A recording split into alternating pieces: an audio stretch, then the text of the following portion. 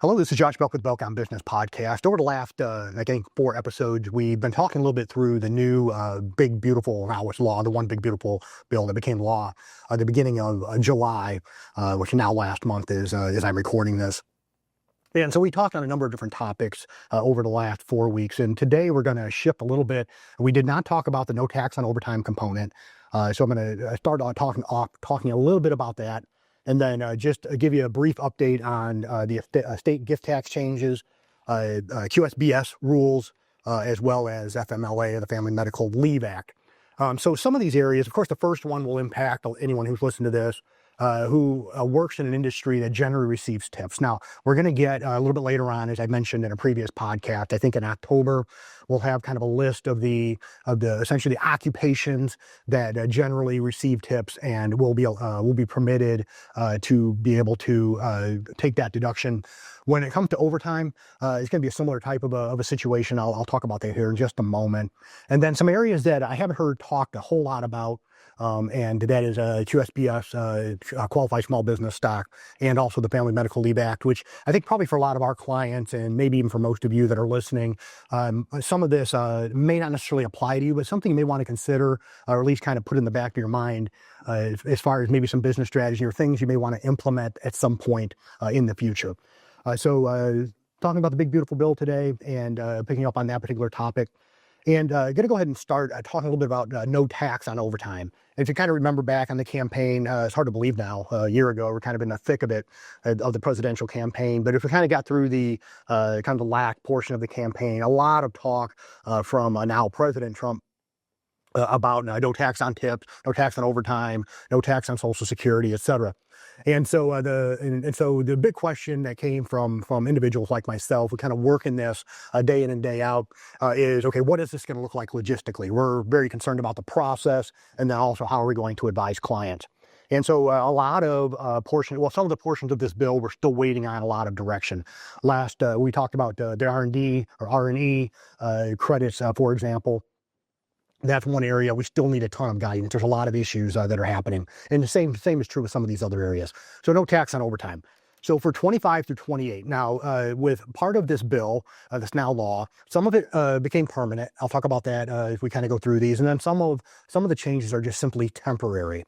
So what will happen will be very similar to what we saw last year as certain of these provisions begin to expire. Whether or not they go back in front of Congress, we'll have to wait and see.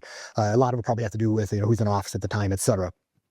So for 2025 to 2028, qualified overtime compensation may deduct the pay portion that exceeds their normal rate of pay, provided the overtime pay is required by the FLSA. So it's going to be one of these situations if you're working a job that normally would receive tips.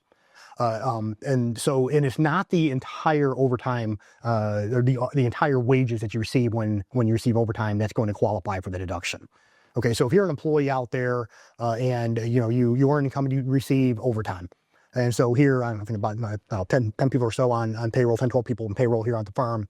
And there are probably half of them or so they're hourly, which generally that position is required to be. And so they receive overtime. Now, so that individual, say they're making, say 25 an hour. And then they're going through and they receive overtime. So now the $25 an hour now, if my math is is correct, it's going to be $17.50. I'm sorry, if I say 25, so it'll be $12.50 on the overtime portion of it. So when you go through $37.50 for the new rate. So the overtime component, which is that $12.50, would be the amount that could be excluded. So not the entire base wage plus the overtime amount, but just the overtime component would be subject for deductibility. So for 25 through 28, the max, they're going to handle this very much the same way they handled some of these other provisions. It's going to be a tax deduction. So it's not going to be a situation to where you're going to get your paycheck and they're not going to take out taxes. Okay, so the FICA and Medicare component, that you're still going to pay taxes on that, but you're going to get a deduction for if you're single, up to $12,500, and then if you and then it can be up to $25K if you're filing jointly.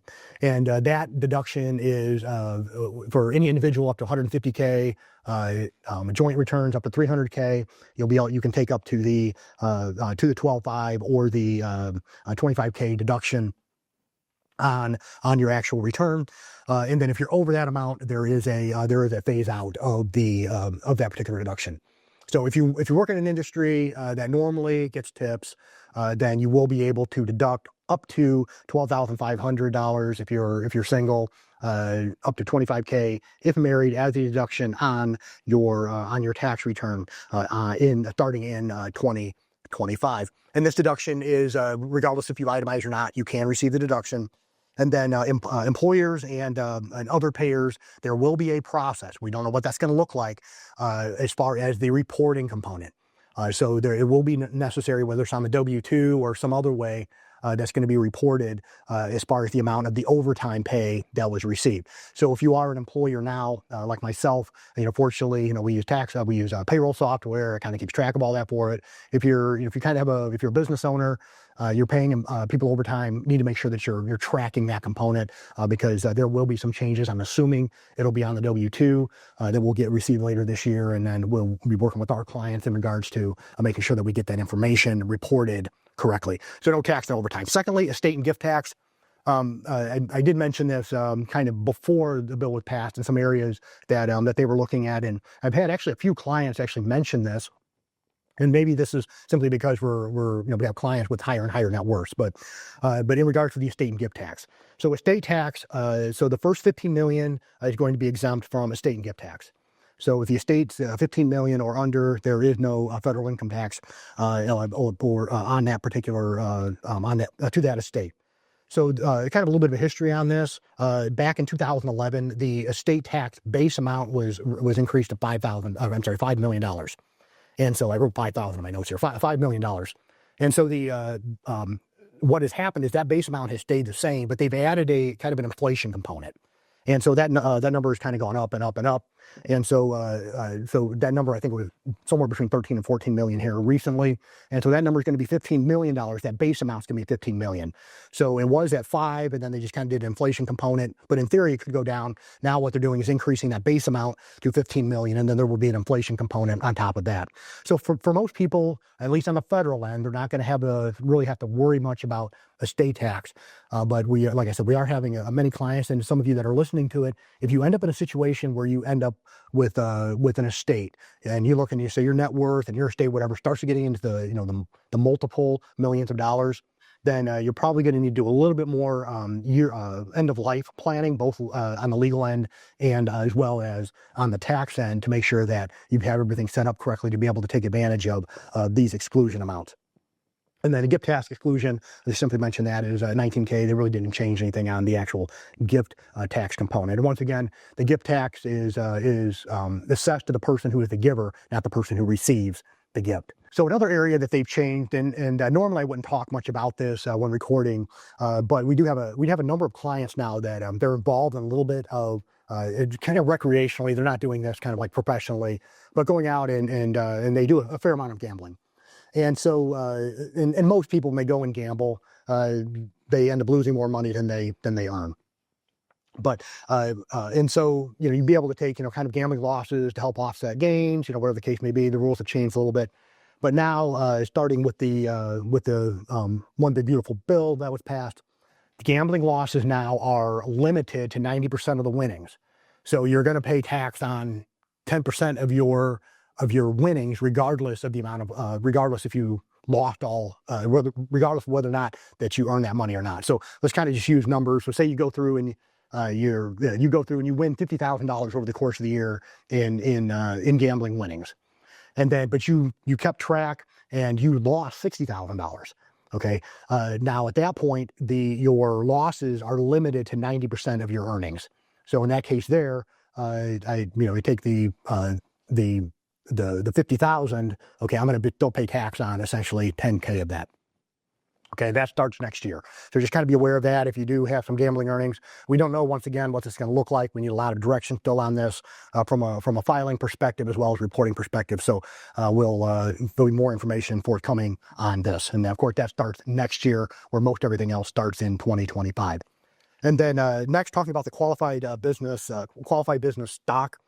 And so qualified small business stock. This is an area that we've had a couple clients do this. We've had a number of clients talk about this, but I'm going to simply mention this and just kind of keep it in the back of your mind of something that you may want to take advantage of at some point in the future. And so the qualified small business stock, and I'll talk a little bit about what that is here in just a moment, but what it is to raise the per taxpayer exclusion, gain exclusion to 50% for stock purchased after July 1st of 2025.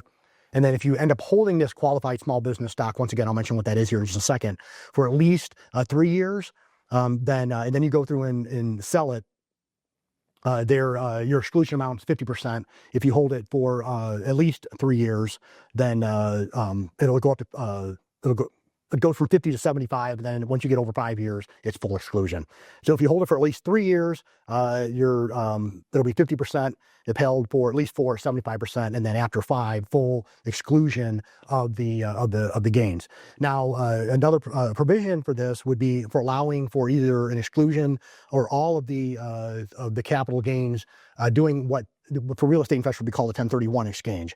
Okay, but so if you end up in a situation to where you held it less than 5 years and you go and you want to sell it and purchase qualified small business stock in another entity, there is a process to where you can actually roll it over. Okay, so kind of keep that in the back of your mind. And then, so the qualified small business stock allows for the exclusion of all the capital gains of eligible C Corp stock that meets eligibility and shareholder requirements. And I'll mention what those requirements are here briefly. So the stock must have been original issuance stock. So you could not have gone through and bought this stock from someone else. So it had to be original issue stock by the corporation that you purchased. Must be purchased directly from the corporation, and the corporation must be actively engaged in a qualified trade or business.